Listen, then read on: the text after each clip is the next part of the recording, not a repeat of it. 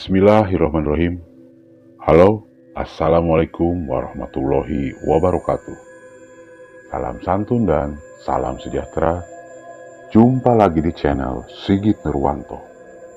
Seperti biasa, channel Sigit Nurwanto akan bercerita tentang kisah horor. Di episode kali ini, channel Sigit Nurwanto akan bercerita horor, yaitu kisah orang ahli ibadah yang masuk neraka karena menyembah iblis. Kita langsung bercerita.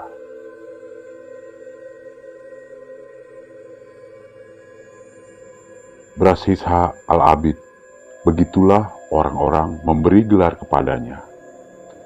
Al-Abid artinya ahli ibadah. Predikat itu disematkan karena ia memang orang yang sangat tekun beribadah. Bahkan sampai-sampai malaikat pun terkagum atas ibadahnya. Ia juga merupakan seorang guru spiritual yang ulung. Konon, ia memiliki 60.000 murid yang semuanya berilmu tinggi dan memiliki keramat bisa terbang.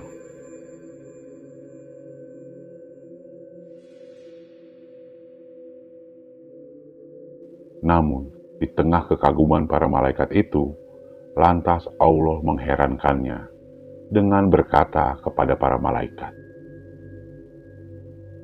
"Gerangan apa yang membuatmu begitu terkagum akan Brashisha? Padahal dia dalam pandangan hakikatku, ia tak ubahnya seperti setan yang terkutuk."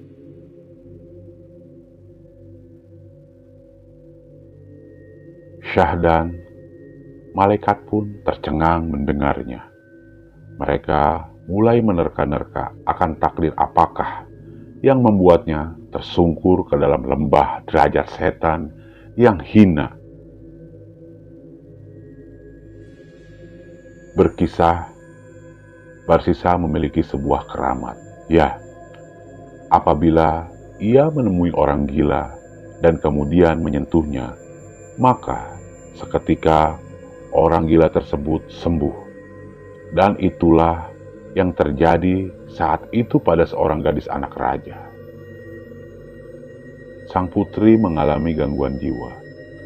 Atas perintah sang raja, diutuslah pasukan kerajaan untuk membawa sang putri ke padepokan Brashisha di tengah hutan, agar ia memperoleh perawatan rehabilitasi dengan harapan akan menemui kesembuhan. Maka berangkatlah para pasukan dengan membawa putri raja yang sedang sakit jiwa.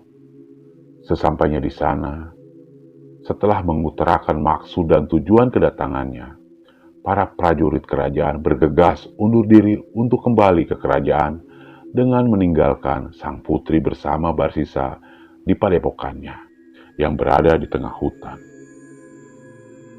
Saat para punggawa telah meninggalkan mereka berdua, saat putri raja masih dalam keadaan gila, dan saat Brashisha hanya ditemaninya di tengah hutan belantara tanpa orang lain,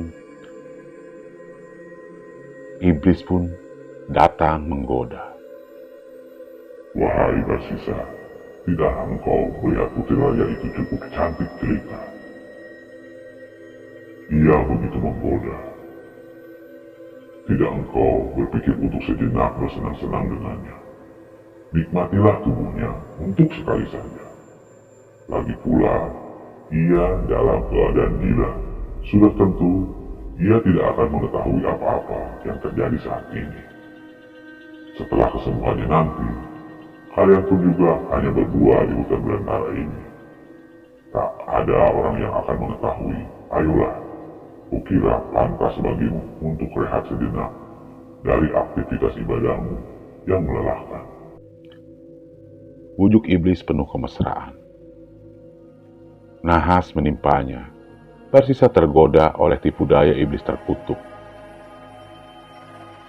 Ia pun melakukan zina bersama sang putri yang masih dalam keadaan gila. Namun, baru saja usai melampiaskan nafsu birahinya, iblis kembali masuk, berbisik menggoda ke dalam relung hatinya. Duhai celakalah engkau wahai Barsisa, cepat atau lambat perbuatan kejimu terhadap sang putri akan diketahui. Orang-orang utusan raja tidak akan terima akan perbuatanmu kepada anak rajanya. Terlebih, engkau sudah terkenal sebagai seseorang yang sakti dan ahli beribadah. Jika hal ini diketahui, sontak reputasimu akan hancur berantakan. Nama baikmu akan tercemar, dan seluruh orang akan mencapakan. Lalu apa yang harus kulakukan? Batin Barsisa mulai merindung kecemasan tak karuan. Ia mulai bertanya-tanya terhadap diri sendiri dan mencari cara bagaimana menutupi semua ini. Dan lagi-lagi, sang iblis mulai berbisik melancarkan strategi. Sudahlah, bunuh saja wanita itu. Kemudian kuburlah ia di atas gundukan pasir. Dan jika para utusan kemari untuk menjemput sang putri, bilang saja bahwa ia telah sembuh dan pamit untuk kembali ke kerajaan seorang diri. Maka semuanya akan beres. Kalaupun ia akhirnya tak kembali, engkau tak akan disalahkan. Mereka pasti mengira bahwa sang putri telah mati diterkam binatang buas di tengah perjalanan saat kembali menuju istana. Bodohnya, Barsisa pun kembali mengiyakan tawaran iblis yang seakan penuh kompromi tersebut. Dibunuhlah sang putri olehnya dan kemudian ia kubur dalam-dalam hingga sekiranya tak seorang pun mengira ada mayat di bawah sana. Akhirnya sekarang tuntas sudah semuanya. Batin Barsisa penuh lega. Namun tidak bagi iblis. Setelah ia berhasil memujuk rayu manusia yang terkenal ahli ibadah dan bisa menyembuhkan orang gila hanya dengan sentuhan tangannya itu, iblis kemudian menjelma menjadi seorang sahih, ahli ibadah yang seakan dapat mengetahui segala sesuatu yang terjadi.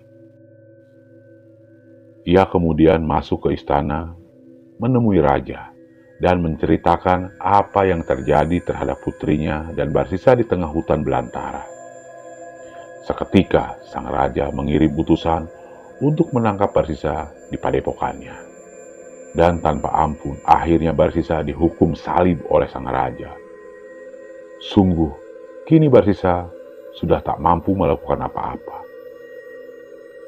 Di tengah kelemahan Barsisa ini, dengan licik sang iblis kembali memanfaatkan keadaan untuk menjerumuskan lebih dalam lagi ke lembah kekufuran. Iblis pun berkata kepada Barsisa dengan penuh rasa iba, Duhai, alangkah malangnya nasibmu. Engkau sekarang terhukum salib oleh sang raja. Namun, janganlah kau hiraukan, sebentar lagi penderitaanmu akan berakhir. Aku akan menolongmu, tapi ada satu syarat yang harus kau penuhi. Apa itu? Sungguh akan kulakukan, asal engkau mau menyelamatkan. Tanya Barsisa kegirangan. Sembahlah aku. Bagaimana aku dapat menyembahmu jika tubuhku tersalib oleh kayu? Tanya Barsisa di tengah kondisinya yang semakin layu.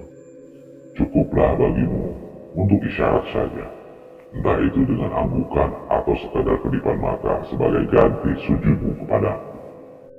Maka dengan sisa-sisa tenaga, Barsisa yang mulai melemah pun akhirnya melakukan apa yang diperintahkan oleh iblis. Sayang, seketika itu juga ia mati, dan iblis pun tak menyelamatkannya. Sedang ia telah mati dalam keadaan kufur terhadap Allah Subhanahu wa Ta'ala. Sungguh benar-benar Barsisa yang nestapa, naudzubillah. Terima kasih. Assalamualaikum warahmatullahi wabarakatuh.